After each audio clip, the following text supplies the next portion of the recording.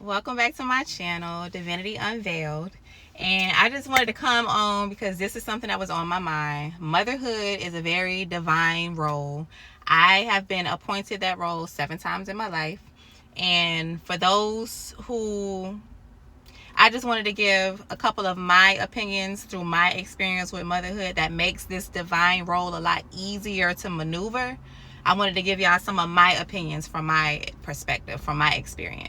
So the first one that a lot of mothers may not want to admit, you will have a favorite. If you have multiple children, you will have a favorite. Now, that favorite will probably change during their different age stages and different stages that you're going through in your life. But basically for me, the favorite is just the one who gives me the least amount of trouble and give me the respect and all the, the cooperation that I need to make parenting them easier. Some people might judge me for that. Oh well, it is what it is. You have a favorite. For me, it's always the baby. The baby is always going to be the favorite when they're a baby. But when you have different ages of children, it's the one who don't cause you no problems, the one who do what they're supposed to do without being told, the one who is easier to parent. It just is what it is. That's for me. Maybe different for other people, but for me, that's my truth. Number 2, you will not always like your child or your children. It is what it is, and that's okay. What people fail to realize is children are people too.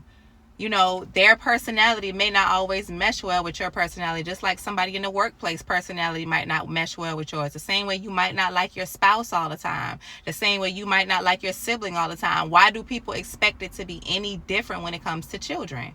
Of course, you'll handle it different because that's your child and you're the parent. The dynamic is a little different. But yes, it's sometimes you will not like your child, and that's okay. It doesn't mean that you treat them really, really bad because you don't like them. They're not going to like you all the time.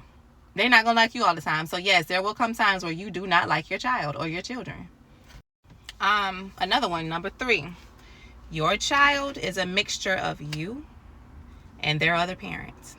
So they're going to have negative traits and positive traits of you and the other parent. And I feel like children are lessons to help you heal parts of yourself through them. So you're going to see yourself reflected back to you and mirrored back to you through your child. And you're going to see parts of yourself that other people see in the real world that you may not have been aware of until you see it through your child. And then it's up to you to nurture and guide that child to heal that part of yourself through your child. And like I said, it's not just you, it's the other parent too. So when you're a single parent, you're dealing with yourself and the other parent. So you could be dealing with negative traits of your partner, your co-parent, through your child. So not only will you be healing parts of yourself, you'll be healing parts of that other person. That's why motherhood is such a divine role, because you're healing parts of other people's bloodlines. The people that you partner with and you parent that child and you heal those negative traits, you're healing their bloodline as well as yours. So mothers deserve all the respect. And then here's a very unpopular one that I see people argue about online so often. Siblings should most definitely help with their other siblings. Yes, I wholeheartedly believe that. And it's not to say that they every day, all day, they basically stepping in for the parents. No, but you're raising humans. You're raising young men and young women. And why would they not need to learn how to care for their siblings in some capacity? Age appropriate, of course. Age appropriate, definitely. But yes, help with your sibling. Help your sibling learn how to tie their shoe. If your sibling needs to go to the bathroom, help your sibling go to the bathroom. Help them learn how to wash their hands. Help them brush their teeth. Help them make their bed. Help show them how to fix food. Make food with them. When you make something for yourself that you know how to make some for your sibling. Yes, you're helping. We're a team. We're a family. We're a unit. So if everybody knows how to do things for each other and for themselves, isn't that a good thing? Not all the time, not literally taking all the responsibility, but sometimes, yes, it helps in adulthood in the long run. So yes. And last but not least, the child that you have the most difficulties with when it comes to behavior and all that stuff, I feel like that's the child who has the biggest calling on their life.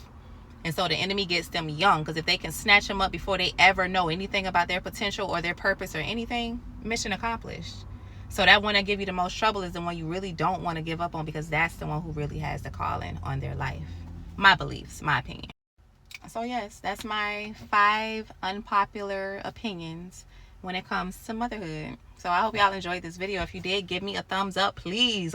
I'm trying to grow this channel, so please give me a thumbs up, subscribe to the channel, leave me comments, interact with the video, and I will be back with another one soon. Love y'all. Talk to y'all later. Bye.